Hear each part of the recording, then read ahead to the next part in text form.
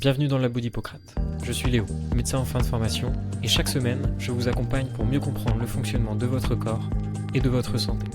Ensemble, nous découvrirons des conseils pratiques basés sur la science, des avancées fascinantes issues des dernières études et les expertises d'invités inspirants. Vous méritez une santé optimale et un bien-être durable. Ici, on transforme la théorie en action concrète. J'espère que vous êtes prêts à atteindre la santé que vous méritez. On est parti pour l'épisode du jour. Kevin, bonjour. Bonjour Léo. Bienvenue sur la Labo d'Hippocrate. Donc, tu es la première personne à passer pour la deuxième fois sur le podcast. Et aujourd'hui, on va aborder un sujet un petit peu différent de la dernière fois. C'est la première fois, je pense que j'aborde un sujet un petit peu plus spécifique, scientifique comme ça. Mais je pense que c'est, après un peu plus d'une vingtaine d'épisodes tournés, je pense que c'est le moment d'aborder ce sujet-là. Je te laisse quand même te représenter pour les gens qui t'ont pas Yes, écouté avec sur le premier plaisir. épisode. Donc moi je m'appelle Kevin Cessel, je suis diététicien nutritionniste de formation et on va dire que la petite particularité de mon parcours c'est que après le DUT de diète, je me suis pas arrêté au DUT, moi j'ai continué, j'ai fait une licence, un master, un doctorat en sciences. Après, j'ai fait 3 années de post-doctorat à Lausanne, et ce qui fait que j'ai été amené durant mon parcours à écrire des articles scientifiques, puisque c'est comme ça qu'on passe une thèse de sciences maintenant en France. Et c'est vrai que pendant qu'on fait une thèse de sciences, on lit beaucoup d'articles scientifiques, on vient se challenger avec de la littérature, on compare un peu nos données aux données des autres, et le but du jeu étant pour tout scientifique finalement de valoriser ces données de protocole par la publication d'un article scientifique dans un journal soumis à relecture avec d'autres experts. Et c'est pour ça que du coup, tu m'as fait venir aujourd'hui. Moi, plus on va dire mon activité de base, j'ai mon temps qui est divisé en deux. D'un côté, je fais de la diététique en libéral, et de l'autre côté, je fais de l'enseignement dans les établissements d'enseignement supérieur, aussi bien publics que privés. Et puis, je développe des conférences à thème dans des entreprises. J'interviens aussi pour des fois des structures, on va dire, qui prennent en charge des personnes en situation de handicap, des choses comme ça. Et à mon temps perdu, j'ai aussi une chaîne YouTube que j'essaye d'animer en vulgarisation scientifique. Donc le but étant de valoriser des articles sous forme simple. Et ça va être l'idée d'aujourd'hui. Alors, c'est pas de vous vulgariser la santé sous forme d'article, parce que le but de cette chaîne reste quand même de vous donner un peu les clés de compréhension. Et je pense que une des clés qu'on veut pas trop vous donner, c'est la lecture d'articles et comprendre en fait pourquoi on cite des articles, qu'est-ce qu'un article déjà, et à quoi ça sert. Parce que au final, on se rend compte que sans articles scientifiques et sans publication, on n'aurait pas de docteur et on n'aurait pas plein de choses qu'on a maintenant. Donc je vais commencer par la question un peu simple. À quoi ça sert les études scientifiques? Ah, c'est une grande question ça. À quoi ça sert? Alors en fait, finalement, ça sert à générer des données, donc des faits, des preuves, qui vont permettre au fur et à mesure du temps en fait, il faut voir ça comme un édifice, on crée des fondations, puis après on rajoute des murs, puis après on rajoute de la charpente, puis à la fin, on a un beau bâtiment qui est bien net, bien dessiné. Et en fait, le but du jeu vraiment d'un article scientifique, c'est ça, c'est de mettre une pierre à l'édifice pour que on puisse comprendre comment le corps fonctionne, qu'on puisse comprendre finalement s'il y a des preuves qu'un traitement est meilleur qu'un autre, qu'une alimentation est meilleure qu'une autre.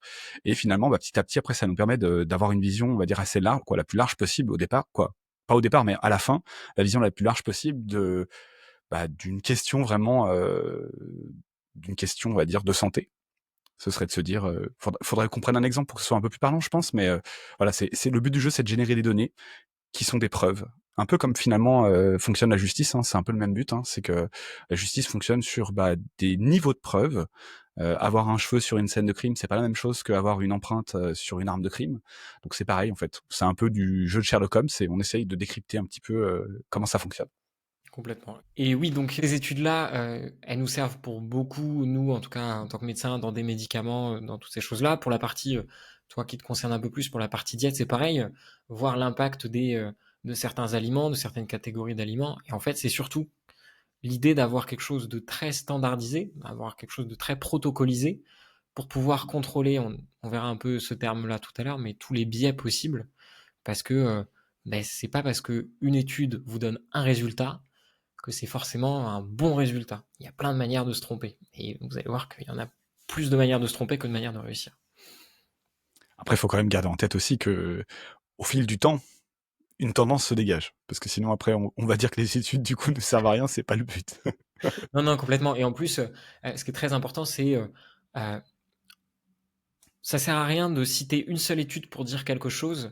C'est souvent tout un faisceau d'études qui vont aller dans un seul et même sens, en fait. Vous trouverez des études qui diront à peu près tout et n'importe quoi, mais il y aura souvent plein d'études qui diront à peu près la même chose. Et c'est comme ça qu'on arrive à savoir si telle ou telle chose fonctionne, si telle ou telle chose est efficace ou dangereuse. Et c'est ça auquel il faut faire attention. Et ça va être le but de cet épisode, de vous créer un petit esprit critique autour de tout ça. Et justement, ça me fait aborder le premier point de si quelque chose a été trouvé à un moment donné dans une étude, est-ce que c'est quelque chose qui est fixe ou est-ce que la science évolue? Là, non, alors là, clairement, la science évolue tout le temps. Ce qu'on a démontré comme étant vrai, ou en tout du moins des théories qui ont été émises fut un temps, ont été soit affirmées, soit infirmées au fil du temps. Ce qu'il faut bien comprendre, c'est qu'à chaque fois, on part d'une hypothèse de recherche et qu'on essaye de se dire, OK, on a un modèle, ou tout du moins, on pense avoir une idée, on pense avoir une théorie, et le but du jeu, ça va être de se dire, est-ce que la théorie, quand on la confronte aux données du réel, vraiment à de l'expérientiel, est-ce que ça tient toujours ou est-ce que ça tient pas? Typiquement, il y a une belle histoire qui a été, qu'on entend souvent raconter, moi en tout cas quand j'étais sur les bancs de l'école, sur l'obésité. Sur l'obésité, dans les années 90, ou même les années 80, je sais plus exactement, faudrait regarder, je crois que c'est les années 90, il y a eu la découverte de la leptine, qui était une hormone, une hormone qui est synthétisée par le tissu adipeux. Et quand les scientifiques ont découvert cette hormone, avec plein de jeux d'expérience, ils se sont dit, bah, en fait, on a trouvé l'hormone qui doit faire défaut chez les personnes qui sont atteintes d'obésité. Donc il y a eu cette théorie, cette hypothèse de départ, de se dire bah finalement on va aller voir ça chez nos patients, parce que finalement est-ce que c'est pas cette hormone qui fait défaut, qui expliquerait on va dire l'obésité et la flambée de l'obésité. Donc hypothèse de départ, on confronte ça avec des données du réel et on s'est aperçu que pas du tout. En fait, l'hypothèse de départ, c'était de se dire, bah, cette hormone qui, on va dire, relate un peu au cerveau les niveaux de stock de graisse, si elle n'existe plus, le cerveau, en permanence, il a l'impression de ne pas avoir de stock de graisse. Donc, ce qui expliquerait pourquoi il est tendance à en surdévelopper. Et on était parti du principe que cette hormone devrait faire défaut chez les patients atteints d'obésité. Donc on a dosé l'hormone, on a regardé ce qui se passait chez les patients atteints d'obésité. En fait, pas du tout. On s'est aperçu que l'hormone était très très élevée chez ces patients qui étaient atteints d'obésité. Donc hypothèse de départ, infirmée par des données du réel. Et c'est comme ça qu'on avance en fait finalement en science. Et il y a vraiment, je pense, des exemples à l'appel de moments Ouais. où la science a dit quelque chose à un moment donné, la science évolue. Alors c'est souvent utilisé comme une justification pour les détracteurs des études scientifiques pour dire oui, mais la science évolue, peut-être qu'on n'a pas encore découvert ça ensemble encore, mais ça reste quelque chose qu'il faut garder en tête, mais aussi ça ne veut pas dire que ce qui est découvert actuellement sera forcément modifié plus tard.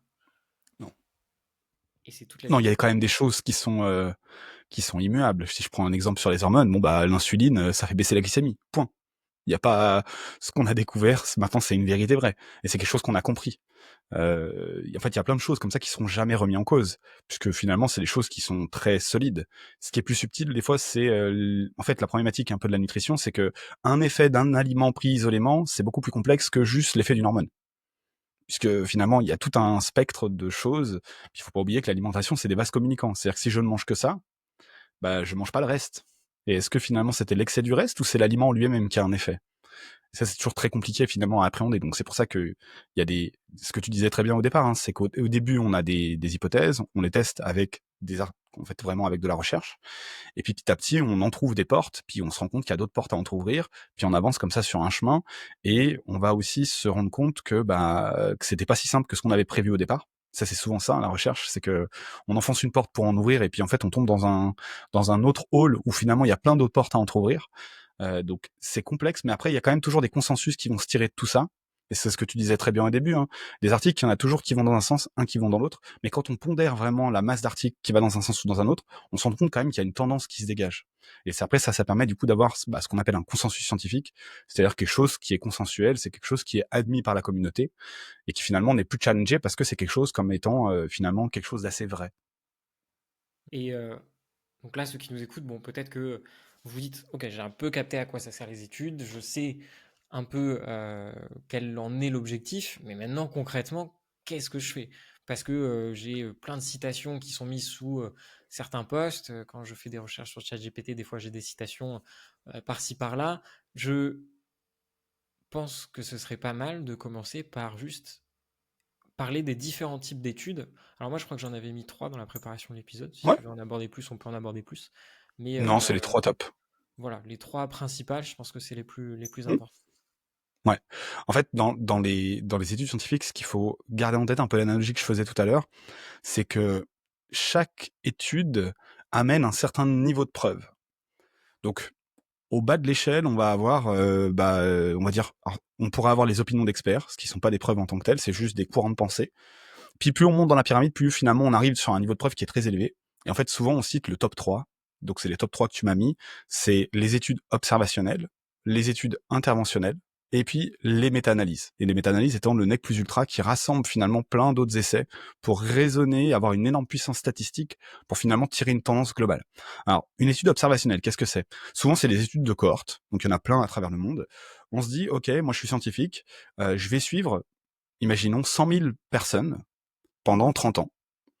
Sur ces 100 000 personnes, je vais faire plein de questionnaires, je vais peut-être faire prélever du sang, je vais regarder des paramètres biologiques, etc. Et puis spontanément, au fur et à mesure que le temps avance, automatiquement, il y a des gens qui vont tomber malades. Et après, ma question en tant que chercheur, c'est de me dire, finalement, est-ce que dans les critères de départ, ou finalement les modes de vie, est-ce qu'il n'y a pas quelque chose qui permettrait de prédire un petit peu ce qu'on observe? Donc ça va être assez intéressant parce que ça va nous permettre de se dire, tiens, on va prendre un exemple tout bête, on regarde l'occurrence et la prévalence des cancers du poumon, et puis on regarde les gens qui fumaient pas. Donc on va prendre notre population de départ, 30 ans auparavant, ou 20 ans auparavant, quels étaient les fumeurs, quels étaient les non-fumeurs, est-ce qu'il y a des gens qui ont arrêté de fumer au fur et à mesure, et finalement, est-ce que chez ceux qui fument, il y a plus de cancers du poumon que chez ceux qui fument pas? Vraisemblablement oui, et c'est d'ailleurs comme ça qu'on a pu se dire, tiens, fumer, c'est pas si bien que ça, voire même c'est plutôt très mal. Donc ça va être assez intéressant parce que pour les modes de vie, c'est des choses assez subtiles, et donc il nous faut un large effectif pour comprendre un peu comment ça fonctionne. C'est le revers de la médaille, on va dire, c'est qu'on raisonne sur un large panel, mais on a un niveau d'investigation qui est, on va dire, le curseur, il est quand même assez faible. On va pas pouvoir faire des épreuves métaboliques pour tout le monde, on va pas pouvoir faire des biopsies ou passer des IRM pour 200 000 personnes. Mais ça, on va dire, c'est du top 3. Après arrive au top 2, ce qu'on appelle les études interventionnelles. Donc les études interventionnelles, c'est on va vraiment tester quelque chose et on va toujours comparer à un point de référence, c'est-à-dire ce qu'on appelle une condition contrôle ou un effet placebo. Alors ça, c'est ultra important de le faire correctement parce que si on compare nos données à rien, on aura forcément un effet. C'est ce qu'on appelle l'effet placebo. Et ça, faut le prendre en compte. Autrement dit, là, je vais donner un exemple concret. Imaginons que je veux tester un traitement ou je veux tester un nouveau complément alimentaire en me disant, tiens, ce complément, peut-être qu'il est utile pour X ou Y raison. Si je donne le complément, que je teste les gens avant qu'ils commencent et je les teste à la fin, je sais dans tous les cas, avant même de faire l'étude, que j'observerai un effet sur le paramètre biologique que je veux observer. Ça, c'est ce qu'on appelle l'effet placebo. Donc le simple fait de prendre une gélule, quand même il n'y a rien dedans, aura un effet. Après, ça va dépendre de quel paramètre biologique je vais doser et qu'est-ce que je vais regarder. Maintenant, ce qu'il faudrait pour que ce soit parfait, c'est de se dire, je vais faire le groupe traité, donc les gens qui vont vraiment prendre mon complément, où normalement il y a le principe actif, et je vais le comparer aux mêmes personnes, à un autre groupe d'individus qui auront pris cette fois-ci une gélule mais qui ne contiendra pas le principe actif. Donc souvent dedans on va mettre du lactose, on va mettre peu importe le composé qu'on met, mais on met un composé on va dire pas actif. Et après le but du jeu c'est de comparer la réponse dans ces deux groupes. Donc finalement est-ce que la réponse dans le groupe traité est supérieure à la réponse dans le groupe placebo? Si la réponse est oui et qu'on le teste avec des statistiques, on pourra vraisemblablement supposer que le traitement a un effet biologique qui induit du coup la modification du paramètre qu'on a regardé. Et ça, on est allé très très loin pour éviter tous les biais en fait. On est même allé jusqu'à faire du double aveugle. Alors c'est quoi du double aveugle? Le double aveugle, c'est l'idée que les personnes qui vont recevoir le traitement, au départ, elles signent un consentement et on leur dit, vous avez une chance sur deux. Soit vous recevez le vrai traitement, soit vous recevrez, finalement, une gélule qui contiendra pas de principe actif. Donc le placebo. Donc ça, c'est du simple aveugle, si le participant ne sait pas ce qu'il reçoit, mais on va encore plus loin. En fait, on se dit que même si le scientifique, lui, est dans la confidence, peut-être que dans sa relation avec le patient ou avec le participant, il aura peut-être une influence, de façon même inconsciente. Donc ce qu'on va faire, c'est qu'on va aussi mettre le scientifique qui fait l'expérience en aveugle. Autrement dit, le scientifique, il a des pilulier 1, 2, 3, 4, 5, 6, 7, 8, 9, 10. Puis patient qui arrive, pilulier 1, mais il sait pas ce que c'est. Et en fait, il y a une troisième partie qui est dans la confidence, souvent c'est la pharmacie centrale, où c'est une tierce personne qui lui sait qui est qui. Et comme ça, en fait, ça évite que le scientifique ait une influence sur ses propres données et que le participant sache ce qu'il reçoit. Donc ça, c'est ce qu'on appelle du double aveugle. Et après, souvent, ce qu'on va essayer de faire aussi, c'est vraiment le nec plus ultra, c'est ce qu'on appelle du crossover. Autrement dit, chaque participant va faire les deux conditions. Il sait qu'il va participer à la condition placebo et il sait il va participer à la condition traitée. Comme ça, l'avantage, c'est qu'on va s'exonérer un peu de la réponse différentielle qu'on pourrait avoir entre deux individus. Et en fait, on voit le même individu dans deux réponses différentes. Et donc là, on a encore un contrôle qui est encore plus puissant, on va dire. Donc ça, c'est ce qu'on appelle les études interventionnelles. Donc on en fait beaucoup en nutrition. La problématique qu'on a en nutrition, c'est on peut que très rarement faire de l'aveugle, parce que finalement, si je vous teste avec une alimentation, vous voyez ce que vous avez dans votre assiette. Donc malheureusement, souvent, l'aveugle n'existe pas en nutrition, mais voilà, on va essayer de limiter au maximum les biais. Et après arrive le top 1, qu'on appelle les méta-analyses. Alors les méta-analyses, pour faire simple, c'est des scientifiques qui vont essayer de répondre à une question de recherche en interrogeant des bases de données, donc en fait en interrogeant toute la littérature qui a déjà été faite. Et le but du jeu, c'est de prendre la littérature qui répond à leurs questions de recherche et de combiner toutes ces études pour essayer de dégager une tendance globale. Parce qu'en fait, le problème qu'on a, nous, en tant que scientifiques, c'est qu'on va lire une étude qui va dans un sens, une étude qui va dans l'autre, puis encore une étude qui va dans l'autre, puis une étude dans l'autre, puis une étude neutre. Puis en fait, notre cerveau, il n'arrive pas à combiner toutes ces études parce que finalement, vous avez lu 100 études, bon bah, vous allez être influencé très fortement par la dernière que vous avez lue, mais pas forcément par les 99 autres que vous avez lues précédemment. Donc vous n'arriverez pas à pondérer en fait dans quel sens ça va au global. L'avantage de la méta-analyse, c'est qu'elle prend les 100 études, elle les balance dans un modèle mathématique, donc des stats, hein, elle refait mouliner toutes les données, et elle va me dire, bah, au global, la tendance qui se dégage, c'est ça. Et en fait, du coup, on a une réponse quand même qui est assez fiable, parce qu'on a une puissance statistique telle que souvent, en fait, une méta-analyse nous permet de lire en une étude, bah, 100 études. Alors 100, j'exagère un peu, mais en tout cas, c'est un peu l'idée. C'est vraiment le boss final des études scientifiques, la méta-analyse. Ouais. Et quand vous voyez quelqu'un qui cite une méta-analyse dans dans ses sources, que ce soit sur des podcasts ou sur des posts Instagram, LinkedIn ou autres, souvent c'est quand même très fiable. Pour le coup, c'est Ouais. très rare de se tromper. Et c'est important en fait de connaître ces trois parties-là, parce qu'on va aborder la notion d'après, qui est la notion de qualité des études. Comme tu l'as déjà introduit, toutes les études se valent pas. Non. Et je Toutes les pense études ne se valent clairement pas, ouais. Ouais, c'est vrai. Et je pense que c'est un point qui est vraiment important parce que on a beau citer 10 études observationnelles qui disent quelque chose, si on retrouve une méta-analyse d'essais interventionnels randomisés en double aveugle qui prouve l'inverse, c'est cette étude-là qui fera foi, en tout cas dans le monde scientifique. Ouais, clairement. Et ça, c'est la partie sûrement un petit peu complexe, je pense, à comprendre, c'est que voilà, toutes les études ne sont pas des études qui vont vous prouver quelque chose. Et c'est pour ça qu'il faut bien faire le tri et se poser la première question, c'est dans quel type d'études je suis. Et si jamais, Ouais. alors moi je vous pousse vraiment à faire ça, surtout même ici, euh, vous voulez voir si ce que la personne vous dit est vrai ou pas d'un point de vue scientifique, n'hésitez pas à demander les sources. Ça devrait être quasiment systématique sous chaque vidéo Instagram. Alors moi j'aime bien le faire un peu sur LinkedIn, mais qu'il y ait quelqu'un un petit peu relou dessous et qui dit est-ce que tu as les sources de ce que tu me dis. Et là, à partir de là, ben, vous verrez si la personne vous donne ce qu'il faut ou si la personne ne vous donne pas la raison de ce qu'elle dit. Quoi. Et ça, c'est vraiment un point important. Ouais, je suis bien d'accord. Et après, il y a des gens un peu comme nous qui font les sentinelles, hein, qui vont challenger les gens qui disent des choses. En fait, encore une fois, je trouve que sur les réseaux, ce qui est dommage des fois, c'est que t'as des gens qui véhiculent des messages, mais c'est leur propre pensée. Alors, je dis pas qu'on n'est pas tous à même d'avoir un raisonnement intelligible, hein, mais à un moment, il faut se baser sur des preuves. C'est pour ça que je donne toujours l'analogie avec la justice, parce que je trouve que c'est très parlant, c'est de se dire, vous imaginez, vous arrivez face à un juge, il est convaincu que c'est vous le meurtrier, vous allez en prison, même s'il n'y a aucune preuve contre vous. Heureusement que notre justice fonctionne pas comme ça. Donc on s'attend quand même à ce que le juge il se base sur des faits avérés. Bon bah il y a l'arme de crime avec vos empreintes dessus, vous avez un mobile. Bon bah il y a de fortes chances quand même que ce soit vous le meurtrier. À l'inverse, maintenant on trouve un cheveu sur une scène de crime.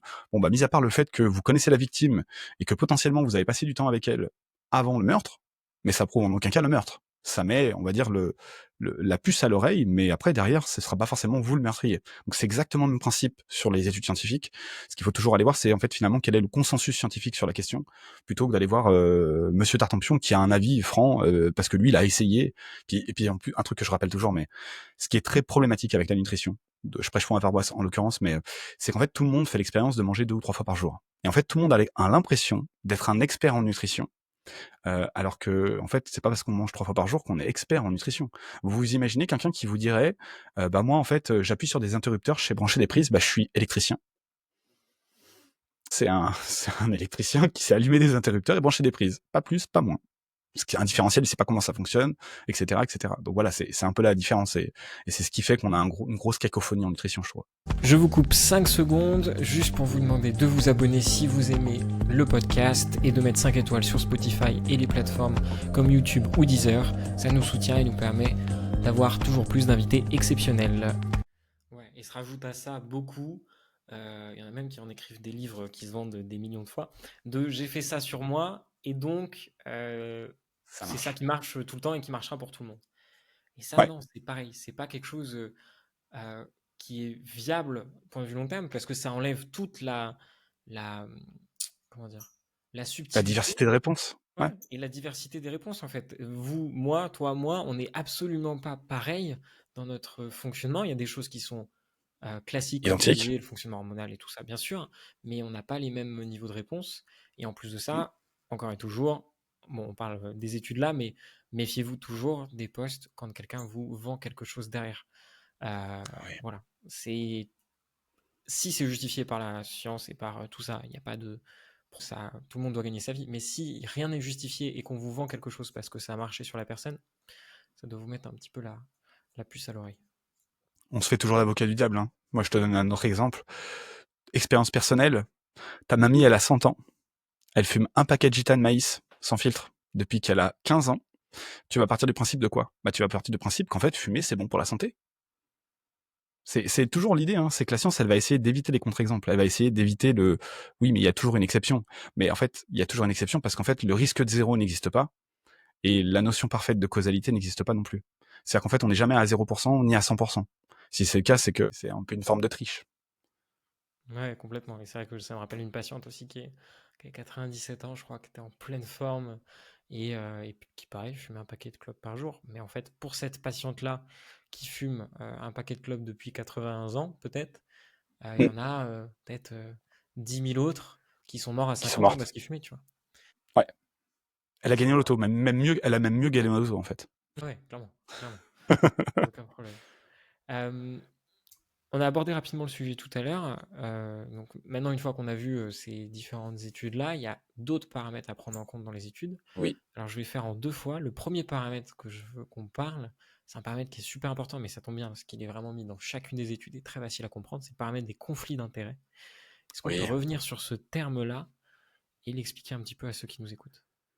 Alors, le conflit d'intérêts, en fait, c'est faut donner un exemple concret. Imaginons que moi je suis industriel, je vends, on va prendre un exemple concret, je vends un complément sur le collagène. Je vais payer des scientifiques pour qu'ils fassent des études sur ces compléments et ça va générer des données qui vont aller soit dans mon sens en disant que le collagène c'est génial, soit à l'inverse qui vont montrer que le collagène n'a pas d'intérêt. Moi en tant qu'industriel, si je monte bien les choses, j'ai le droit de regard sur les données. Autrement dit, je peux dire aux scientifiques oui vous avez le droit de publier ou non vous n'avez pas le droit de publier. Donc ce qui va se passer, bah là, c'est que je vais être obligé, quand je vais publier l'article, de dire j'ai un conflit d'intérêt. En tout cas, les scientifiques ont un conflit d'intérêt parce que c'est moi qui les ai payés pour faire l'étude sur le collagène. Et bizarrement, c'est moi qui vends du collagène. Donc, ça pose une grosse problématique. Le conflit d'intérêt est problématique à partir du moment où il y a quelque chose de monnayable derrière. C'est-à-dire que si il y a un industriel qui vend un complément et qui vous dit que ce complément est génial bizarrement, bah faut se méfier quand même parce que si l'étude avait montré que ça n'avait pas d'effet, ils n'auraient pas publié. Donc ça, il y a quand même une grosse partie des données qui sont pas publiées parce qu'en fait, bah, ça va pas dans le bon sens. Et à l'inverse, les études qui montrent que ça va dans le bon sens, bah, elles sont publiées. Donc ça, en fait, dans chaque article, c'est obligatoire. On a une section conflit d'intérêt. Alors, c'est pas parce qu'il y a marqué conflit d'intérêt que forcément ça pose problème. Maintenant, on va prendre l'exemple contraire. Imaginons un industriel qui est honnête, qui se dit, voilà, moi, je vais faire des essais sur le collagène. Il teste. Donc, il demande à une équipe de scientifiques de travailler sur les questions. Les scientifiques publient les données. Mais sauf qu'à la fin, on se rend compte que bah, le collagène n'a pas d'effet. Et qu'on publie ça. Bon, bah là, il n'y a plus de problématique. Il y a un conflit d'intérêt des scientifiques qui ont été payés par l'industrie du collagène pour faire une étude, mais à la fin, on publie des données en montrant que ça n'a pas d'effet, ça n'a pas d'intérêt. Donc en fait, on n'a plus une forme de publicité un peu implicite qui permet de vendre et de légitimer la prise ou la vente de ce truc-là. Donc ça, faut toujours faire attention, faut toujours savoir lire entre les lignes. Ce qui est toujours problématique, c'est quand il y a un conflit d'intérêt d'une grosse boîte qui elle-même vend le produit dont on est en train de parler. Ça pose une grosse problématique parce que du coup, alors peut-être que les scientifiques sont restés honnêtes, hein, c'est possible aussi. Mais on va dire ça veut pas dire qu'il faut jeter l'article, ça veut juste dire qu'il faut élever un peu son niveau de critique. C'est-à-dire de se dire pas tout prendre pour argent comptant parce que peut-être que ça a été, on va dire, enrobé d'une certaine façon pour que ce soit un peu plus sexy. Moi, si je prends l'exemple d'un de mes anciens chefs, quand je travaillais à Lausanne, il était payé de temps en temps par Nestlé pour venir faire des présentations dans la boîte. Donc, payé par Nestlé, qui est une grosse boîte d'industrie agroalimentaire. Donc, il était obligé de marquer dans ses articles qu'il avait des conflits d'intérêts avec Nestlé parce que Nestlé, de temps en temps, le payait pour venir faire des conférences. Pour autant, ça l'empêchait pas de publier des articles qui disaient que le fructose à haute dose est dangereux. Donc là, on se rend bien compte, en fait, finalement, que ça n'a pas eu d'impact sur le message qu'il veut délivrer. Donc là, auquel cas, le conflit d'intérêt n'a pas de... En fait, on peut le laisser de côté, c'est pas grave. Puisque c'est pas parce qu'on a été payé par un industriel que ça nous bride à dire ce qu'on... ça nous bride à orienter dans un sens ou dans un autre. Là, il restait transparent. Ces données montraient que le sucre en excès était néfaste pour la santé. Point. Quand même Nestlé aurait pu se dire ouais mais non, nous ça nous arrange pas parce qu'on en met beaucoup, etc. Alors je dis Nestlé, j'aurais pu citer plein d'autres marques. Je veux dire, il n'y a pas que Nestlé dans la bataille, hein. Et il faut non pas non plus croire tout le temps que l'industriel est le diable en personne, parce que c'est pas forcément vrai tout le temps, au contraire. Mais voilà, je pense qu'il faut responsabiliser aussi le consommateur en partie, mais pas que. On est d'accord. Il faut aussi légiférer pour certaines choses. Complètement. Et là, j'y allais en même temps que tu parlais. Il y a un site internet qui existe, qui est très chouette, Mm. qui s'appelle Transparence Santé Publique. Alors, ça s'appelle transparence.santé.gouv.fr, où vous avez, alors c'est que pour les médecins, tous les médecins qui sont répertoriés dessus avec tous les conflits d'intérêts, puisque c'est devenu maintenant obligatoire pour les labos pharmaceutiques de citer les médecins qu'ils ont. Vous pouvez aller voir vos médecins à vous, vous pouvez aller voir les médecins qui sont sur les réseaux sociaux et qui vous disent telle ou telle chose, voir leur conflit d'intérêt. Vous pouvez même aller voir mon conflit d'intérêt où j'ai eu un repas payé de 18 € quand j'étais étudiant par Précifar. Voilà, Ouais. c'est très bien ce site pour le coup parce que ça permet de mettre les choses au clair et ils ne peuvent pas mentir dessus. Donc si jamais vous avez des doutes sur quelconque, alors c'est pour les docteurs en tout cas sur les réseaux, vous pouvez aller voir les conflits d'intérêts dessous et c'est très chouette. Ouais. C'est obligatoire, ouais. Et il n'y a pas ça hein, pour les diètes, pour tout ça. Alors, quand on écrit une publi, normalement, si.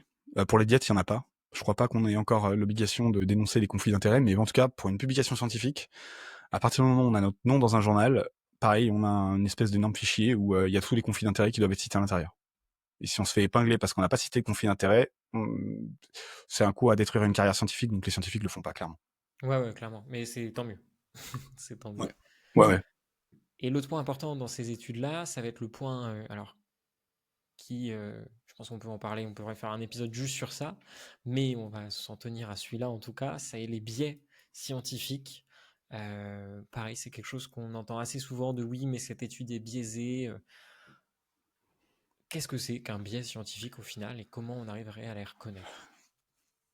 En fait, un biais, c'est ni plus ni moins que faire face à la réalité, pour moi. C'est que une étude scientifique, elle est designée d'une certaine sorte, donc forcément, elle est jamais parfaite. En fait, faut partir du constat que la perfection n'existe pas. Point. Et en fait, à partir de là, on aura beau monter n'importe quelle étude, aucune étude n'est jamais parfaite. Je vais donner un exemple concret pour que ça parle à tout le monde, mais imaginons que je fasse une étude où je teste un médicament pendant 1 mois. Bah, un des biais que j'ai, c'est que je teste un médicament à court terme. Je peux pas prédire la réponse qu'on aura à moyen terme ou à long terme. Imaginons maintenant je fais ça que chez des femmes, bah je peux pas prédire la réponse chez les messieurs. Donc en fait, des biais, il y en a forcément. C'est malheureux, mais ça fait partie de l'étude en fait. Une étude n'est jamais parfaite. Il y a toujours des petits biais qui existent. Il peut y avoir des biais de temps, il peut y avoir des biais de recrutement, il peut y avoir des biais. Pareil, quand on s'intéresse à une population très spécifique, bah on s'intéresse à des patients qui ont un profil particulier. On va pas raisonner sur Monsieur, Madame, tout le monde, parce qu'on veut tester l'efficacité d'un traitement pour une maladie. Pareil, on pourrait même se dire, les gens qui participent aux études, bah de base, c'est pas tout le monde. C'est des gens qui sont intéressés et qui ont envie de participer. Donc c'est un biais de recrutement aussi. Donc en fait, pour moi, le biais, il est intéressant à partir du moment où il est pris en compte et qu'on vient nuancer en fait finalement le discours qu'on va avoir. Mais ça, les scientifiques le font généralement très bien. De dire attention, on a des limites. L'idée du biais et de la limite, c'est un peu des fois, il y en a qui vont vous dire non, le biais c'est complètement différent d'une limite. Mais en tout cas, la majorité des études ont des limites, ça c'est clair. Et les biais qu'on pourrait avoir, bah c'est En fait, ouais, je suis toujours un peu embêté avec cette question parce que pour moi, le biais, la notion de biais, c'est quelque chose qui fait partie intégrante d'une étude. Faut en avoir conscience, mais c'est pas pour autant qu'on va venir remettre en cause l'étude, puisqu'on va le voir dans le process généralement de publication. En fait, des experts vont relire l'étude et ils vont pointer du doigt les biais. Donc, ils vont dire aux scientifiques, attention, là, vous avez un biais. Vous vous en êtes rendu compte? Oui, on l'a essayé de le prendre en compte en ajustant les modèles, en ajustant les statistiques, en faisant des petits ajustements parce qu'on sait qu'il y a des biais. Mais voilà, je trouve que c'est ce process, il est intéressant. En tout cas, pour une lecture, c'est intéressant de le garder un peu à l'esprit. Mais après, finalement, une fois qu'on est passé à la publication, bon bah les biais ils sont ce qu'ils sont et il faut faire avec. C'est bien cette notion de biais égale réalité parce que, en effet, ce qui se passe dans un laboratoire n'est absolument pas ce qui se passe dans la vraie vie. Et Oui. donc, on essaye de faire au mieux Ouais. pour corréler et que le résultat qu'on trouve dans le laboratoire soit adapté à la vraie vie. Mais des fois, il y a des petits écarts, des petites divergences. Et c'est pour ça que c'est important Ouais. de pas rester dans l'idée constante, juste les études, les études, les études, mais aussi de réussir à les appliquer un peu à la vraie vie et de les mettre aussi en. C'est ça aussi l'esprit critique au final. Ça reste à l'esprit critique. Un autre point que j'aurais aimé aborder, je pense que ça c'est aussi très important et ça je milite dessus à fond, c'est la différence entre corrélation et causalité. Est-ce qu'on peut déjà Oui. définir les deux termes et montrer en quoi c'est très différent et peut-être avec un exemple dans une étude, je ne sais pas si tu en as sous la main. Si j'en ai plein, mais je peux même te donner un autre exemple très concret. Mais euh, une corrélation, c'est quand on a un lien statistique entre deux paramètres. Alors, je vais donner un exemple concret pour que ça parle à tout le monde. Ça, c'est ce que je fais du coup dans la formation pour apprendre à lire des articles scientifiques. Je les alerte sur l'idée de corrélation n'est pas égale causalité. L'exemple que je donne à chaque fois dans ma formation, c'est euh, on regarde deux paramètres. Donc, on regarde par exemple le nombre de ventes de glace l'été et le nombre de coups de soleil. On va vraisemblablement voir se dessiner une droite, un nuage de points en tout cas qu'on pourra définir par une droite, c'est-à-dire que plus il y a de coups de soleil, plus il y a de ventes de glace. Est-ce que les ventes de glace induisent les coups de soleil? Vraisemblablement pas. Est-ce que les coups de soleil induisent les ventes de glace? Vraisemblablement pas non plus. En fait, c'est un troisième paramètre qui rentre en jeu, c'est l'ensoleillement. Et donc pareil, on pourrait créer un lien statistique entre l'ensoleillement, donc l'ensoleillement qui plus il fait chaud, bah plus on vend des glaces, mais plus il fait chaud, plus on a de coups de soleil. Et là, on sait expliquer par A plus B que c'est le soleil qui induit le fait qu'on ressente le chaud, et donc on a envie de se rafraîchir avec une glace, et aussi que le soleil, du coup, induit finalement une exposition aux UV qui fait que si on ne s'est pas protégé, on risque d'avoir un coup de soleil. Donc la corrélation, c'est un lien statistique entre deux paramètres, mais qui ne sont pas forcément l'explication de l'un de l'autre. À l'inverse, la causalité, c'est l'idée qu'il y a un lien statistique entre deux paramètres, mais que l'un explique l'autre. Donc il y a toute une histoire derrière qui permet d'expliquer les choses. Et en fait, j'ai un exemple très concret que je donne. Hein. Il y a une énorme étude qui a été faite, qui a été publiée dans JAMA. Donc JAMA, c'est un énorme journal scientifique très renommé. Les scientifiques, ils ont regardé la prévalence de l'obésité et du surpoids chez les ados. Donc chez un demi-million d'ados, je crois, si je dis pas de bêtises. Et ils ont regardé finalement aussi la consommation de soda. Et en fait, ils trouvent une corrélation entre la consommation de soda et la prévalence du surpoids et de l'obésité. Autrement dit, plus on consomme de soda, plus la prévalence augmente. Par contre, ils disent bien dans l'article, et ils s'abstiennent de le dire, hein, et ils disent bien on a trouvé un lien de corrélation, mais ils disent bien que c'est pas un lien de causalité. Et en fait, quand ils vont venir conclure, ils vont essayer d'enrober les choses, ils disent notre découverte, en lien avec d'autres études, suggère qu'il serait intéressant de limiter l'accès au soda pour les ados, pour limiter finalement le surpoids et l'obésité. Mais ils disent pas que c'est vraiment une causalité directe. En tout cas, leur étude ne permet pas de dire que c'est une causalité. Leur étude ne permet juste de dire qu'il y a un lien. Mais par contre, il y a plein d'autres études qui sont des études, cette fois-ci interventionnelles, qui ont démontré le lien causal. Donc c'est avec tout un faisceau d'articles qu'on arrive à dire qu'il y a une causalité, mais qu'on arrive à expliquer par A plus B. C'est justement ce Donc que j'allais te ça, c'est demander. complètement différent. Comment on finit par dire que telle chose cause tel symptôme ou telle autre chose, c'est avec vraiment de l'intervention, où là on est en Oui. mesure de se dire que on expose typiquement les jeunes au soda, à boire tant de litres de soda par jour Mhm. pendant un mois, et on voit s'ils ont été ou non, s'ils ont pris du poids et s'ils sont en surpoids après cette période. Et c'est pour Et ça là, du que, coup, tu as un lien causal. en fait, causalité, penser à cause de, et corrélation, Ouais. bon, penser corréler à, mais voilà, le terme est un peu plus C'est... potentiellement un peu plus complexe. Ouais. C'est lié quoi. J'avais le même exemple que toi, mais avec les requins. Moi, c'était pas avec les coups de soleil, mais c'est à peu Ok. près pareil. Ouais. C'est à Et il peu y a près des pareil. exemples comme ça qui sont très marquants. Ouais. Mais c'est vraiment très important de comprendre ça parce que c'est une des choses, je trouve, moi, qui ai utilisé le plus sur les réseaux pour justifier certaines choses qu'on peut vous dire et certaines aberrations qu'on peut entendre. Et ça, c'est une fois que vous avez ouvert votre esprit critique un petit peu sur ça, de est-ce qu'il y a vraiment une cause ou alors juste une corrélation, vous allez ouvrir la boîte de Pandore. Ouais, c'est clair.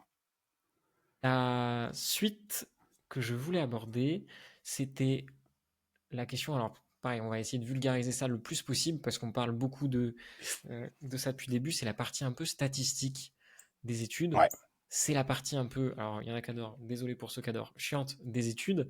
Ça va être toute l'analyse statistique, tout ce qu'on appelle la significativité statistique, parce oui, que c'est bien beau de faire des tests, il faut ensuite les analyser, et pour les analyser, oui, on a besoin des statistiques. Est-ce qu'on peut essayer ouais. de dégrossir un peu ça? Alors, on va le dégrossir très simplement. En gros, les statistiques, elles ont pour but de finalement d'évaluer la probabilité qu'on a de se tromper en affirmant quelque chose. Alors, c'est comme ça que je le vulgarise, mais c'est à peu près l'idée. Donc, autrement dit, en fait, les scientifiques vont tester grâce aux mathématiques. Donc ça, c'est vraiment des maths pures, hein, c'est des stats. Peu importe la manière dont ils le font généralement très bien. Il y a des biostatisticiens qui savent très bien le faire. Le but du jeu, ça va être de se dire, quand j'observe une différence, est-ce que cette observation, elle est due au hasard? Ou est-ce que finalement j'ai une assez forte certitude pour me dire que c'est pas dû au hasard, auquel cas c'est l'intervention que j'ai faite qui me permet d'expliquer la variation du paramètre que je suis en train d'observer. Donc en fait, vous allez souvent voir dans les statistiques une p-value.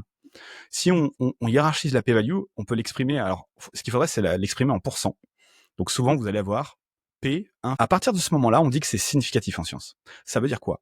Ça veut dire que quand je vous affirme que le traitement a induit une baisse sur un paramètre, et que je vous dis P inférieur à 0,05, quand je vous dis ça, j'ai moins de 5% de chance de me tromper en affirmant le fait que ce soit le traitement qui a eu un effet. Et en fait, en science, on part d'une convention, c'est de se dire, bah voilà, quand on a moins de 5% de chance de se tromper, on a le droit d'affirmer des choses. Par contre, dès qu'on dépasse ce curseur, c'est-à-dire supérieur à 5%, eh ben on dit rien. Ça va être ça, vraiment l'idée du significatif, et c'est le mot préféré des scientifiques. Hein. Significantly, on essaie de sortir à toutes les sauces dans les articles scientifiques, parce que ça veut dire que d'un point de vue statistique, là, on a enlevé la part au hasard, on est quand même assez sûr de ce qu'on est en train d'avancer, puisque notre certitude, elle est au-delà de 95%.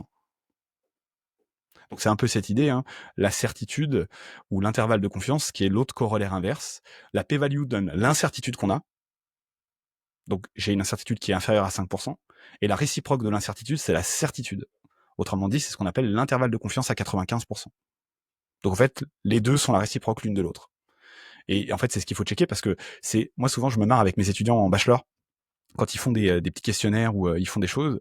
Ils me disent, bah voilà, on a montré que ça avait un effet. Regardez les données. Donc ils me montrent généralement un histogramme. On a un histogramme qui est très haut au début, puis à la fin il est très bas. Puis ils me disent, bah voilà, ça a eu un effet majeur, ça a abaissé tel paramètre de 70%. Je leur dis, c'est bien. Je leur dis, mais qu'est-ce qui vous permet d'affirmer que ce que vous êtes en train de me dire, c'est vrai? Bah, on le voit avec les chiffres. En fait, ce qui est très problématique pour nous, c'est que notre œil est attiré par les chiffres, n'est pas attiré par les statistiques. Le premier niveau à aller voir, c'est les statistiques. Quelle est la certitude que j'ai à affirmer qu'il y a une différence? Une fois que j'ai passé ce premier levier, j'ai une certitude qui est très élevée, je peux aller évaluer l'amplitude de l'effet. Sauf que notre œil, il est attiré par l'amplitude de l'effet et non pas la certitude. Donc en fait, il faut jamais inverser les deux, parce que des fois, il y a des gens, moi, que je vois sur les réseaux, hein, qui disent, voilà, telle étude a démontré ça, vous allez voir. En fait, non, l'étude dit justement que ça n'a rien démontré du tout, parce que la certitude n'est pas assez élevée.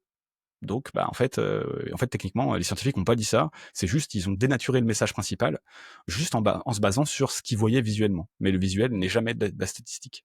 Donc, c'est important de garder en tête.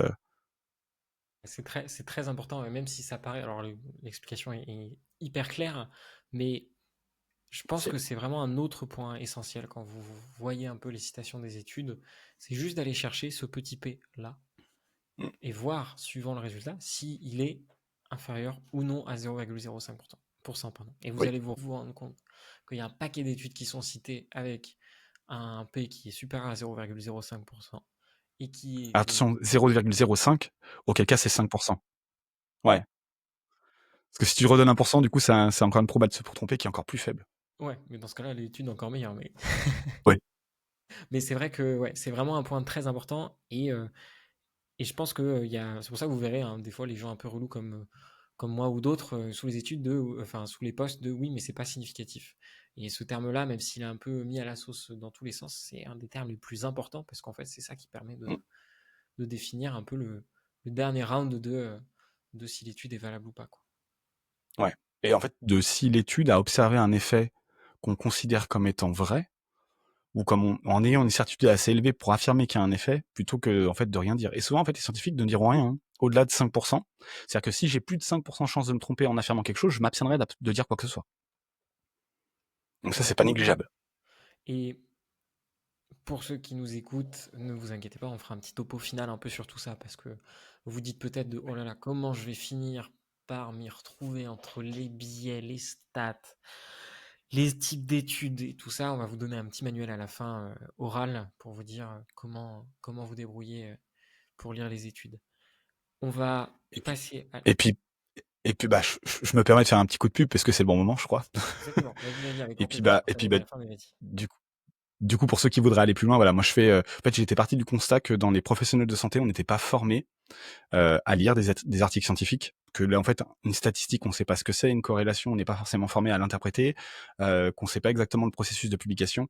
Donc, en fait, en partant de ce constat dans ma paroisse, en tout cas les diètes, je m'étais aperçu qu'il y avait un réel besoin. Donc, j'ai monté une formation qui dure une journée, qui se fait en visio. J'essaie de faire une session par mois, où finalement, bah, j'apprends un peu tous ces tips, à savoir déjà où trouver de la littérature scientifique, savoir comment l'interpréter, savoir hiérarchiser les niveaux de preuve, un peu tout ce qu'on est en train de discuter, mais de façon un peu plus poussée, avec des cas pratiques.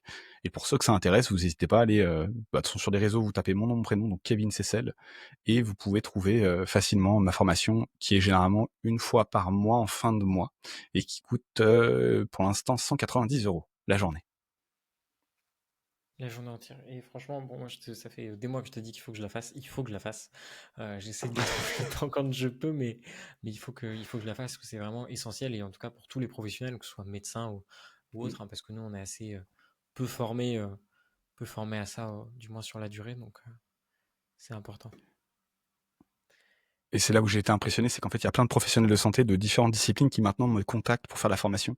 Alors qu'au début, j'avais designé la formation pour les diètes. Et en fait, maintenant, bah, je me retrouve des fois avec des kinés, avec des ostéos, avec des médecins, des pharmaciens, qui en fait sont plein de profils différents et qui sont intéressés bah, justement pour aller chercher l'information à la source. Mm. Et je pense Ouais, que c'est important qu'on sache le faire. ouais, complètement. Et puis, s'il pouvait y avoir les coachs LinkedIn et tout ça qui viennent faire un petit tour pour voir que tout ce qu'ils disent, c'est n'importe quoi, ce serait pas mal aussi, mais on peut pas leur faire une réduction. Alors je prends tout le monde. C'est-à-dire que moi, je pars du principe qu'à partir du moment où quelqu'un veut se former à trouver de l'information vraie, il est le bienvenu dans ma formation. Exactement. Et c'est vraiment la chose que tout le monde doit chercher, en tout cas quand il est sur les réseaux et qu'il essaye de communiquer sur la santé, c'est vraiment le point essentiel. Pour ajouter un niveau de complexité à tout ce qu'on dit depuis le début, je vous rassure, à la fin ce sera un peu résumé, c'est la différence entre la significativité statistique et la significativité clinique. C'est-à-dire qu'une étude aura beau montrer quelque chose de statistiquement significatif, mais cliniquement, dans la vie de tous les jours, on peut en avoir un peu rien à faire. Je vous interromps juste 5 secondes une dernière fois pour vous préciser que si vous souhaitez contester une chose qui a été dite durant l'épisode, vous pouvez le faire avec le lien en description qui vous emmène vers un Google Doc où vous pouvez, étude à l'appui, nous justifier vos contradictions. N'hésitez surtout pas. Ouais. En fait, c'est l'idée que souvent, les études vont exacerber des réalités un peu distordues. Autrement dit, on fait une étude, on essaie un traitement, on voit que dans l'étude, le traitement induit, je vous dis une bêtise, une baisse de 3% d'un paramètre. Bon, on peut se dire, on va dire, d'un point de vue statistique, on est sûr que c'est le traitement qui abaisse ce paramètre de 3%. Sauf que quand on va tester ça dans la vie réelle, en fait, l'effet est pas assez important pour qu'il soit relevant d'un point de vue clinique. Donc en fait, souvent, en science, des fois, quand les effets, en fait, l'amplitude de l'effet est trop petit, eh bien, on va se dire que finalement, ça sert peut-être pas à grand chose dans la vraie vie parce qu'on sait que finalement, en fait, c'est comme si le fait de faire une expérience exacerbait un petit peu le réel effet et que quand on teste cet effet dans la vraie vie, eh ben, on se rend compte que l'effet, il est plus aussi important, donc il peut plus être relevant d'un point de vue clinique. Donc il faut toujours un peu nuancer. C'est pour ça que d'abord, ce qu'il faut se regarder dans les stats, c'est est-ce que c'est significatif? Mais après, il faut quand même donner du sens. C'est significatif, ok, mais de quelle est l'amplitude de l'effet? Si j'ai un traitement, je dis une bêtise, mais qui abaisse la glycémie à jeun de 0,5 g par litre chez les diabétiques de type 2, Bon, bah là, c'est monstrueux. Ça fait une baisse de presque plus de 50% de la glycémie. Donc là, c'est un effet qui sera très relevant dans la pratique réelle. Par contre, à l'inverse, maintenant, je teste un antidiabétique oral et on se rend compte en science que l'antidiabétique, il abaisse la glycémie de 0,1 gramme par litre. 0,1 gramme par litre dans la vraie vie, ce sera assez peu, finalement, ce sera assez peu relevant. Donc finalement, ce traitement-là ne sera pas destiné à être donné à large échelle. Et ça, Dans les deux cas, par contre, on sait que le traitement a un effet. ouais, c'est ça, c'est un peu le le dernier step. Les gens doivent se dire: «Mais c'est pas possible, comment on arrive à s'en sortir avec tout ça?» Mais c'est vrai que, bah, c'est pas parce qu'une étude a prouvé quelque chose que, dans la clinique et dans la vie de tous les jours, on en a quelque chose à faire. Même si c'est très bien d'avoir trouvé ça et cette Ouais. causalité-là, ça peut ouvrir à d'autres choses. Mais en effet, Oui. augmenter, je sais pas moi, son espérance de vie de, 2 heures, bon, Ça sert pas à grand ça chose. sert pas à grand chose, quoi, peut-être, alors que il y a peut-être une contrainte à appliquer telle ou telle chose. Donc, c'est un peu le point final de tout ça, mais c'est un point qui est vraiment extrêmement important aussi parce que ben, ce qu'on veut éviter, nous, c'est que à la fois les études soient mal utilisées, que les mauvaises études soient là pour justifier certaines choses et que sous couvert d'études, on vous fasse dire ou faire aussi n'importe quoi. C'est un peu l'idée. Maintenant, il y a un monde dans les études. Il y a je crois que c'était DataGull, une chaîne YouTube qui a fait une vidéo d'une dizaine de minutes sur le monde des articles scientifiques, qui est un monde extrêmement particulier, avec énormément de dérives sur les connaissances sur tout ça. Euh, il y a pas mal de dérives autour des publications, notamment les mises en avant médiatiques, où certaines études vont avoir un grand vont être complètement mises sous les projecteurs par rapport à d'autres. Les mauvaises interprétations. Est-ce qu'il y a certaines dérives, toi, que tu aurais envie de communiquer un peu aux gens qui nous écoutent? En fait, la problématique, c'est que c'est deux mondes différents. C'est-à-dire que le monde du grand public n'est pas le monde de la science. Donc, n'est pas le monde de la publication. C'est-à-dire que quand on est expert dans un domaine, nous, on a en tête toute la littérature, ce qui fait qu'on a un œil assez critique sur ce qui va être dit dans les médias grand public. Mais le média grand public, ce qu'il faut se rappeler, c'est que lui, son but du jeu, c'est de faire de l'audience. Un truc qui marche très bien pour faire de l'audience, c'est la peur. Et en fait, il y a des mouvements comme ça qui vont être mis en avant. Et en fait, on va avoir un article qui va être un peu sorti du contexte de tout l'état de la littérature, qui va être mis en avant pour dire un message clé. Alors récemment, là, si je te donne un truc qui a été fait assez récent, et ça, moi, je l'ai vu avec des sondages que j'ai fait auprès des interventions ou avec tous les auditoires que j'ai pu avoir, les édulcorants. Bon, les édulcorants, cancérigènes. Ah bah du coup, faut pas en donner. Ouais. Alors, encore une fois, c'est une étude qui est mise en avant pour, entre guillemets, faire du tort à cette molécule qui a un goût sucré mais qui n'apporte pas de sucre. Et on présume qu'effectivement, à très haute dose, cette molécule, ces édulcorants, peuvent être néfastes pour la santé. Sauf qu'on a quand même un niveau de hiérarchie là qui est un peu différent, c'est que il faudrait déjà prendre une dose qui est astronomique pour espérer peut-être un pouvoir cancérigène. Sauf que ça, du coup, une fois que c'est balancé dans le média grand public, qu'est-ce qui se passe? Tout le monde se dit, non, faut surtout pas boire des sodas édulcorés. Maintenant, le truc, c'est qu'on pondère pas la chose correctement. C'est-à-dire que moi, maintenant, je le vois face à mes patients. Imaginons un patient qui consomme 1,5 litre de coca par jour, du coca normal. Je peux présumer son avenir. Et je le présume avec une très forte certitude.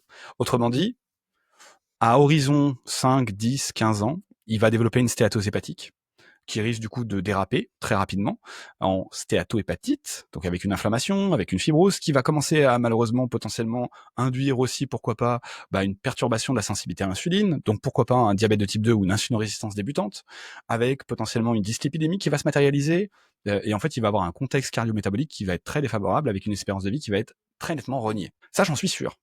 Maintenant, si je lui dis, en fait, attention, les édulcorants, c'est pas bon, il va rester sur son version coca normale. Alors, je dis pas que le coca c'est bien, je dis pas que le Coca-Cola light c'est bien, mais que si on doit pondérer le normal versus le light, on peut présumer qu'il sera en meilleure santé dans 30 ans s'il a bu 1,5 litre de soda par jour qui était light versus normal. Parce qu'en fait, les faisceaux d'évidence de dire que le sucre il est néfaste, parce qu'il faut quand même se représenter 1,5 litre de coca, c'est 150 grammes de sucre. Hein. Pesez 150 grammes de sucre dans votre cuisine, vous verrez ce que ça donne. C'est une quantité qui est astronomique. Donc, en fait, c'est ça qui est dommage parce que finalement, les médias vont amplifier un truc qui est finalement peut-être ce que moi je vais dire à l'inverse. C'est-à-dire que mon patient, je vais lui dire, peut-être que ce qui peut être intéressant, c'est que le 1,5 litre de coca, si vous aimez bien le light ou le zéro, passez sur du light ou du zéro. J'ai pas dit que c'était suffisant dans la démarche. J'ai juste dit que c'était un bon palliatif dans un premier temps. Dans un deuxième temps, peut-être qu'on va se dire, on va limiter maintenant la consommation de Coca Light. On va passer de 1,5 litre à 1 litre, à 500 millilitres, à une canette de temps en temps. Et après, peut-être qu'il arrivera à boire une canette de temps en temps. Et puis peut-être que même, on pourra lui dire, maintenant que vous buvez une canette de façon anecdotique, vous pouvez choisir entre du light ou du normal. Mais tu vois, dans l'avancement qu'on va avoir des conseils nutritionnels, des fois, ça fait beaucoup de tort ce genre de truc parce que c'est un article qui est mis sous les médias, qui est mis sous le feu des médias et malheureusement, c'est mal interprété. On a eu le cas aussi, alors ça, c'était encore pire, au quotidien. D'ailleurs, si un jour il y a quelqu'un du quotidien qui m'écoute, n'hésitez pas à venir me recruter pour venir faire un truc, ce sera avec plaisir. Mais en fait, ce qui m'embête, c'est que des fois, ils vont faire des chroniques avec des trucs qui en fait ont pas de sens parce que ça n'a pas été publié. On a eu le cas avec, alors je me souviens plus comment il s'appelle, mais il nous avait fait une chronique sur le jeûne intermittent. Et en fait, on avait l'idée que le jeûne intermittent augmentait de 91% les risques cardiovasculaires. Et ça, cette info, il l'a tiré d'un poster qui a été présenté à un congrès américain en cardio. Mais sauf qu'en fait, un poster, c'est pas quelque chose qui a été publié. C'est une étude, comment dire, c'est une présentation préliminaire de résultats, mais qui n'ont pas été challengés par la relecture d'experts pour effectivement voir si l'étude elle est bien faite, si les stats ils ont été bien faits, et est-ce que ça a du sens, est-ce qu'il n'y a pas de biais. En tout cas, pas de trop gros biais permettrait, on va dire, le refus de la publication.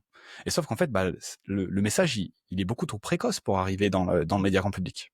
Parce que là, des gens ont retenu quoi? Le jeûne intermittent, c'est néfaste à la santé. Alors, j'ai pas la réponse si c'est bon ou néfaste à la santé. Mais en tout cas, ce qu'ils ont avancé comme chiffre, en aucun cas, c'est une réalité. Donc ça, c'est dommage. Mais la peur marche très bien pour faire de l'audience. Et en fait, les médias grand public jouent très souvent dessus. Que ce soit la peur ou l'appât de la solution miracle qui vient tout guérir, parce que tu en abordes quotidien, je sais que, Toujours. j'oublie toujours son nom, le Cosgodès qui est passé là-bas pour parler Du cause goddess, mais. oui, de son bouquin, enfin, voilà, toutes ces choses-là, c'est comme c'est des choses qui sont vendues comme étant des choses un peu miracles qui changent tout, c'est ça qui attire les vues de tout le monde, donc c'est un peu ce qu'ils cherchent et c'est un peu le problème. Ouais. Je pense qu'on peut aborder maintenant l'esprit critique par rapport aux études, parce que ça, c'est quand même quelque chose d'essentiel. Euh, Déjà, j'aimerais bien qu'on définisse un peu l'esprit critique. Je sais pas si tu as une définition pure et dure Alors, dessus, ouais, ça va être. mais voilà, si quelqu'un nous écoute, il nous dit, ok, c'est bien beau de me donner toutes ces infos, mais j'en fais quoi? Ce serait quoi cultiver mon esprit critique quand je vois quelque chose sur les réseaux? Cultiver l'esprit critique, c'est de pas, déjà de base, de jamais prendre quelque chose qui est dit pour argent comptant. C'est-à-dire que quand même vous avez un biais d'autorité, c'est-à-dire une personne qui fait office, on va dire, de un médecin, un docteur, gardez en tête qu'il y a le doctorat en sciences et il y a le doctorat en sciences, donc on peut être docteur mais pas médecin, ça je le rappelle toujours, mais c'est un peu des fois mon porte-flambeau que j'essaie de mettre en avant. C'est pas parce qu'une personne a un doctorat que de base, elle va toujours dire des vérités. Donc ça, pour moi, c'est un truc, il faut être critique sur le message qu'on va avancer. C'est pas parce que quelqu'un a testé quelque chose que du coup c'est une vérité vraie. En fait, c'est déjà se dire sur quoi on se base pour raconter l'histoire. Donc moi, pour moi, une belle histoire à raconter, c'est se base forcément sur des articles scientifiques. Et après, ce qu'il faut aussi aller toujours voir, c'est est-ce que tous les articles scientifiques vont dans le même sens? Parce que je vais vous prendre un exemple très concret. Vous prenez l'exemple, un qui est très bon pour faire ça, mais qui raconte n'importe quoi, c'est notre ami Professeur Joyeux. Si vous écoutez un jour Professeur Joyeux parler sur les produits laitiers, il va vous dire que le lait de vache est un toxique. Voilà. Il le dit très clairement. En fait, quelle est la légitimité qu'il a, lui, pour raconter cette histoire? Il est scientifique. Donc on se dit, il est très légitime. En plus, il était professeur en cancérologie, si je vous dis pas de bêtises. Donc on a envie de le croire.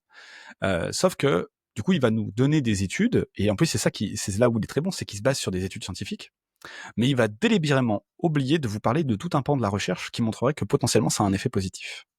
Et ça, c'est emmerdant parce que on fait ce qu'on appelle un mensonge par omission. Alors, c'est emmerdant pourquoi? Parce que il va avoir on va dire, il va avoir une certaine notoriété. Il va peut-être passer sur les plateaux.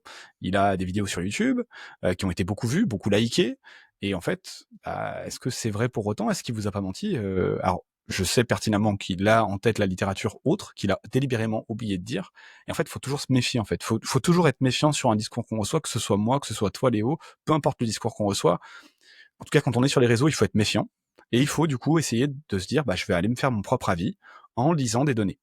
Et se faire toujours l'avocat du diable, parce qu'en fait, le problème, c'est qu'on est tous, comment dire, on est tous pré-câblés à croire des choses Sauf que ce qu'il faut toujours, c'est se faire l'avocat du diable, d'aller voir si je tourne la question dans l'autre sens, est-ce qu'il n'y a pas aussi des éléments de preuve qui me permettraient d'aller dans l'autre sens?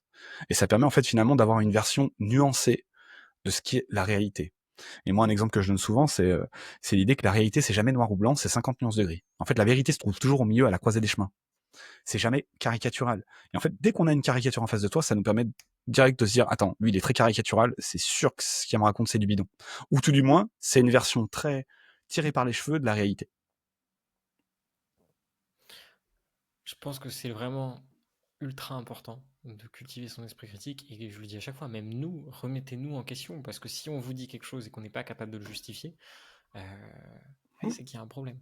Et ça, c'est le truc que moi, bon, ça y a beaucoup de combats dans cet épisode, mais l'argument d'autorité me pose énormément problème.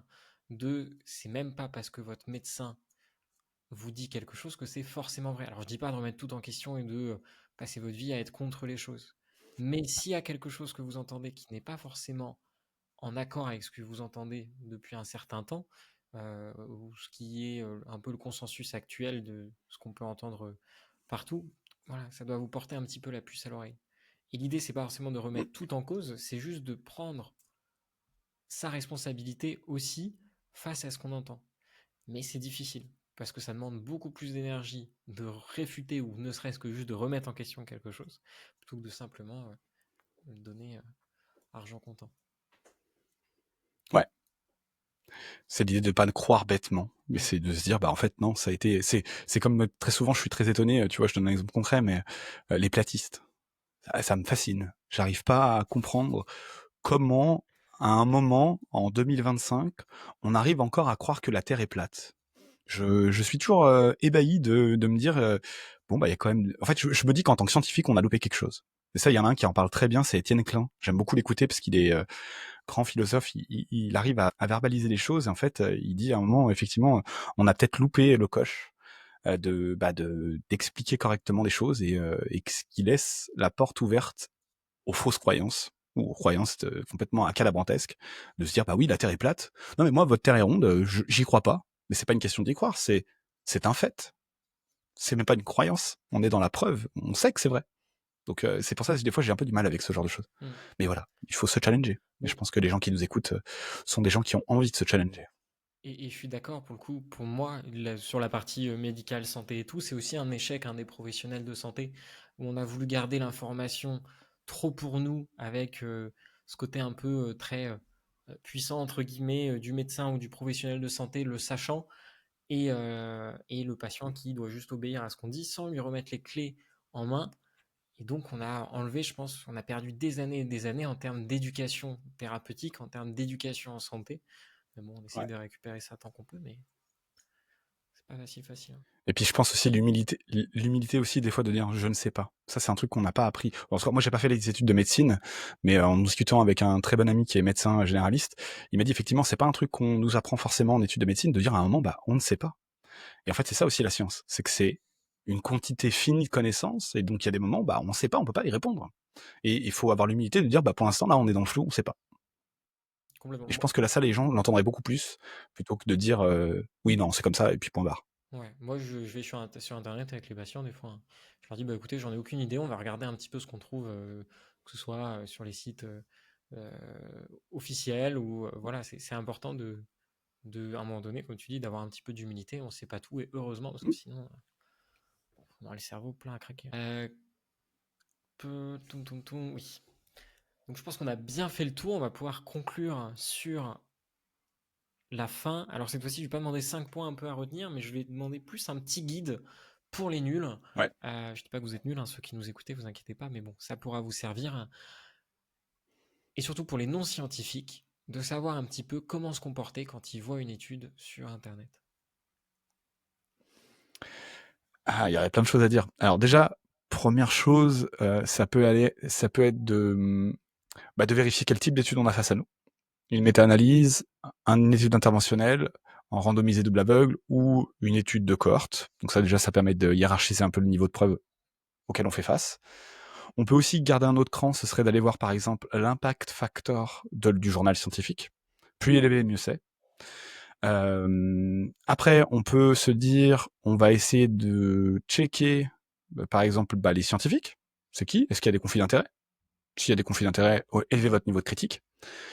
Et puis, hésitez pas à aller lire la conclusion des scientifiques, parce que finalement, souvent, ils vont avoir tendance à donner une conclusion très claire de leur article, ce qui va nous permettre d'avoir de bons éléments pour appréhender tout ça. Après, il faudrait faire un petit tour par les stats, mais en fait, l'avantage, c'est que les scientifiques vont vous le verbaliser de façon très concrète. C'est-à-dire de dire, on a démontré ça. Si c'est démontré avec des stats qui vont dans le bon sens. Donc, pas besoin forcément de vous intéresser aux stats. Après, on peut se dire aussi, pourquoi pas essayer de recouper ses sources. Ça, je trouve que c'est un truc important. C'est pas parce qu'on a eu une étude qui va dans un sens que, en fait, cette étude fait office de vérité vraie. Il faut aller en voir d'autres. Donc, potentiellement, essayer d'aller en voir 2-3 pour voir si ça va toujours dans le même sens. Et un autre truc à envisager, ça, j'insiste beaucoup, mais si vous regardez, surtout en nutrition, un aliment sous le spectre d'une pathologie, vous n'êtes pas à l'abri que ce même aliment ait potentiellement un autre effet sous une autre pathologie. Donc je m'explique. En fait, il y a des aliments. En fait, c'est ce qu'il faut partir de constat, c'est que la santé, c'est très large. La santé, c'est les cancers, c'est le diabète, c'est les maladies cardio-métaboliques, infarctus du myocarde, AVC. Ça peut être les dyslipidémies, ça peut être les maladies immunitaires. Il y a plein de choses en fait dans l'idée d'une maladie et d'être en bonne santé. Sauf que c'est pas parce que vous avez vu qu'un aliment avait un effet positif dans une chose que c'est forcément vrai pour toute la santé. Voire même, il peut y avoir des effets opposés. Donc quand on envisage le spectre d'un aliment sur la santé, il faut envisager tous les types de pathologies que vous envisagez. Donc ça devient un peu plus complexe. C'est pour ça que moi, le meilleur conseil que je vous donnerais, c'est aller lire des méta-analyses. L'avantage, c'est qu'en lisant une ou deux méta-analyses, globalement, vous avez un truc qui est assez fiable. Et vous n'avez pas trop besoin de vous embêter. Et pour aller lire les études, on se retrouve où alors? Alors, on se retrouve sur PubMed, donc PUBMED, et c'est là-dessus que vous allez trouver toute la littérature scientifique dans le monde biomédical, en tout cas c'est vrai. Donc ça me fonctionne comme un moteur de recherche. Alors après, faut un peu l'apprivoiser, hein. C'est un moteur de recherche un peu capricieux, c'est pas si simple à l'utiliser. Faut forcément faire des requêtes en anglais, donc ça c'est important. Que dire de plus?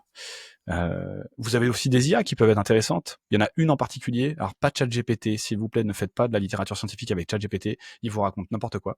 En fait, ChatGPT n'aime pas ne pas donner de réponse, et en fait, il donne des sources qui sont pas des vraies sources. Donc ça, faites gaffe.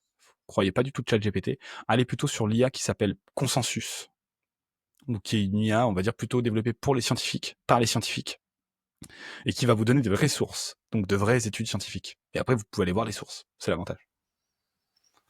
Très bien. Alors moi j'utilise un peu ChatGPT pour ça, mais je lui précise que s'il trouve rien, voilà, il ne met rien, qu'il mette de vraies études. Ouais. Enfin, tu peux aller le pousser un cran plus Tu loin peux dans le ton challenger. prompt. Ouais. Faut le challenger un petit peu et lui Ouais. dire vraiment voilà, de dire je ne sais pas si il sait pas. Je me suis créé un Mm. petit GPT fact-checker pour essayer de débunker Ouais. assez rapidement sur les réseaux et ça marche plutôt pas trop mal. Mais voilà, en tout cas, si vous faites juste donne-moi les études sur ça, il va vous donner une tripotée d'études qui ne sont même pas existantes. Il est très fort hein, pour inventer. Et Ah, il invente tout. ouais, Ouais. ouais, c'est vraiment la chose parce que c'est un gros piège parce qu'on pense qu'on a l'information à portée de main, mais au final, on n'a pas l'information à portée de main. Et des fois, on voit des gens sur les réseaux, et ça, c'est très drôle, qui citent Ouais. ça de citations qui sont juste des inventions de ChatGPT. C'est assez... Ouais. Moi, ça me fait beaucoup rire. Je pense que je ferai pour ceux qui nous écoutent, je vous mettrai ça en description de l'épisode, un petit, une petite note pour vous résumer un peu ce que tu as dit là à la fin, pour vous aider à Mhm. cultiver votre esprit critique et puis à comprendre les études rapidement. Je pense qu'avoir un petit truc papier, ce sera chouette. Soit ce sera en description de l'épisode, soit ce sera directement sur le compte Instagram. On verra ça. Est-ce que tu avais d'autres points que tu voulais aborder sur ce Yes. sujet-là? On pourrait y rester des heures, je pense. Moi, tu sais que c'est un truc qui me passionne, donc on pourrait en parler, mais ouais, non, je pense que là, on a fait le tour un petit peu de tout ce qui était, on va dire, des points, on va dire, cruciaux. Euh, voilà, je pense qu'il faut avoir en tête, c'est de toujours challenger l'information auquel on a accès. Parce que malheureusement, les réseaux et les algos sont précablés pour vous donner de l'information qui va toujours dans le même sens. Donc n'oubliez pas non plus que sur les réseaux sociaux, malheureusement, dès que vous allez accrocher sur une vidéo, l'algo va comprendre que vous aimez ce contenu, et donc auquel cas il va vous proposer du contenu qui est à peu près pareil. Et en fait, vous, la problématique, c'est que vous aurez l'impression que tout le monde dit la même chose, donc ça va tout le temps dans le même sens. Et vous allez être pré-câblé pour avoir finalement un biais de visionnage qui va être lié à l'algorithme, que l'algorithme a compris que vous aimiez entendre ce message. Et donc ça, c'est très très perturbant. Ouais, complètement. Complètement. Écoute, tu peux redonner tes réseaux. Ouais. Alors les réseaux, du coup, moi je suis très actif sur YouTube. C'est vraiment ma plateforme de prédilection parce que comme les podcasts de Déo, vous comprenez bien que ça prend du temps et qu'on peut pas dire ce qu'il faut faire. En fait, le but du jeu, c'est de comprendre aussi pourquoi on dit ce qu'il faut faire. Donc moi, je fais beaucoup de vidéos de vulgarisation scientifique en nutrition pour le coup sur ma chaîne YouTube. Donc c'est Dr Kevin Cessel. Donc Cessel SEY2SEL pour ceux qui nous écoutent. Après, je suis un peu sur Insta, donc vous pouvez aussi me suivre sur Insta. Je fais des formats plus courts, mais c'est plutôt des petits quiz, des petits formats un peu plus fun. Sur LinkedIn aussi, n'hésitez pas. Et après, vous pouvez aller sur mon site internet. Pareil, vous tapez Kevin Cessel, vous me trouvez très facilement. Pour ceux qui seraient intéressés par la formation, n'hésitez pas à m'envoyer un petit mail. De toute façon, l'inscription se fait par mail, à la mode old school. Hein. Je suis resté old school dans l'âme. Donc, n'hésitez pas. Tout le monde est bienvenu du moment que votre Nindo, on va dire, c'est d'apprendre à aller chercher de l'info fiable. Et ça, je pense que c'est important. Parfait. Écoute, on va arrêter l'enregistrement et puis moi je te garde encore 5 petites minutes le temps que tout ça se télécharge. Yes. Merci d'avoir écouté l'épisode jusqu'à la fin. Vous avez maintenant des outils pour prendre soin de votre santé au quotidien. Si ce n'est pas déjà fait, n'oubliez pas de vous abonner et de mettre 5 étoiles. Nous on se retrouve dans 2 semaines. Ciao.